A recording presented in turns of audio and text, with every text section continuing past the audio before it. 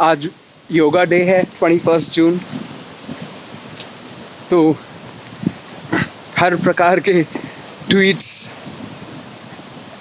Entertainment से भरे हुए आप सबके पास पहुंचे ही होंगे, या फेसबुक पोस्ट या ब्लॉग पोस्ट। तो इश्करण सिंह भंडारी का फेसबुक पोस्ट है या समथिंग, बट उसकी कुछ वर्ड्स इस तरह के हैं कि something must have happened, I really don't know, but he said very strongly, stop cultural loot of India. Cultural loot of India, or cultural loot, forget anything else, just these two words are what I'm making this video on. Cultural loot. Now it's so funny that it's acceptable in our society that there be a word called cultural loot.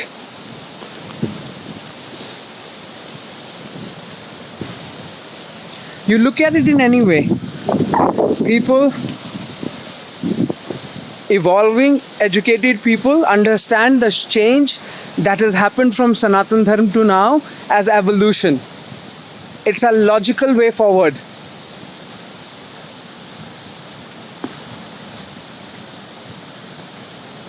Only if there were rock beings, not water beings, not fluid beings like us, but rock beings, they probably would have remained exactly like how these right-wing human beings, radical right-wing human beings, desire that world, and it would be so among rock beings. Cultural loot. So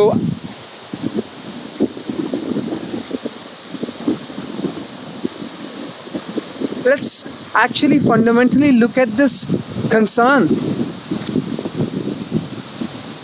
that is cultural loot, because this is the underlying narrative of Hindutva, isn't it? संस्कृति, भारत की संस्कृति। तो योगा के बारे में कोई country कुछ ऐसा बोल सकती है जिससे ये कहा जाएगा कि हमारे कल्चर को लूटा जा रहा है। ये किस तरह की इनसिक्योरिटी है? मुझे एग्जैक्टली नहीं पता है कि उनकी टिप्पणी किस बात पे है, but whatever it is,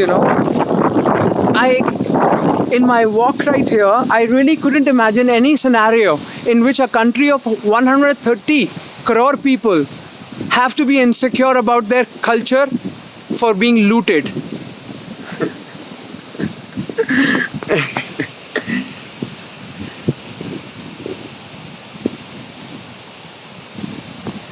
The truth is that even if yoga originated from India, which it did, those great ancestors are great ancestors who were born thousands and thousands of years ago, gave something for the world. Rishi Patanjali gave something for the world. I don't think he had any sense of proprietary right about yoga for himself, let alone the country. So it couldn't have been his culture to fear cultural loot,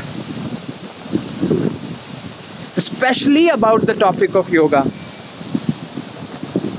Anyway, now these are the beings that gave the world yoga, and somehow 130 crore people of that world are being brainwashed to imagine something called cultural loot. Even in the topic of yoga, they have found a way for something that they did not create, their ancestors created. In fact, they have only destroyed that glorious past because of their lethargy and such public discourse. You know, the single biggest thing why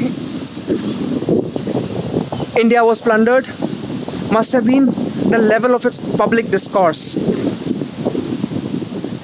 So, when the curve peaked, the Sone Ki Chadiya time was the peak.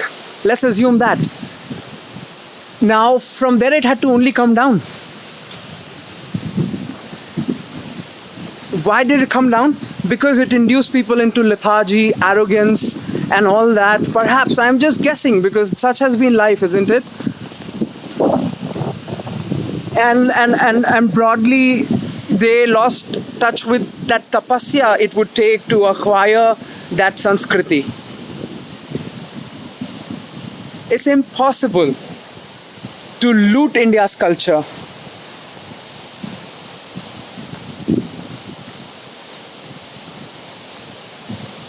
अब कुछ लोग उस संस्कृति को अपनी संस्कृति के साथ जोड़ के अगर व्यक्त कर भी रहे हैं, तो ये इंडिया की कल्चरल लूट कैसे हो गया? ये तो रिकग्निशन है एक ओपन माइंडेड ऑप्टिमिस्टिक आदमी के लिए। तो this is recognition, but the same recognition, exact same recognition could also be painted as cultural loot. You understand the fear game?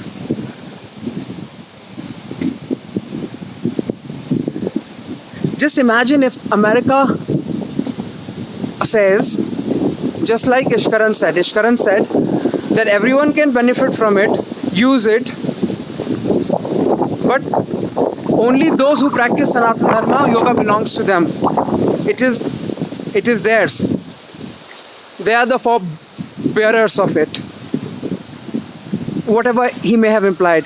Just imagine if America says that you can use computer, you can benefit computer, but it is our creation. Don't loot our culture. For you 130 crore Indians are looking to master the art of computing, and you are looking to create on top of computer brilliant, extraordinary, world-changing companies. This is cultural loot. It is something that is ours. It's really, even the beginning of that thought is just outrageously stupid. And when a lawyer like Ishkaran says that, you understand where we are headed as our country.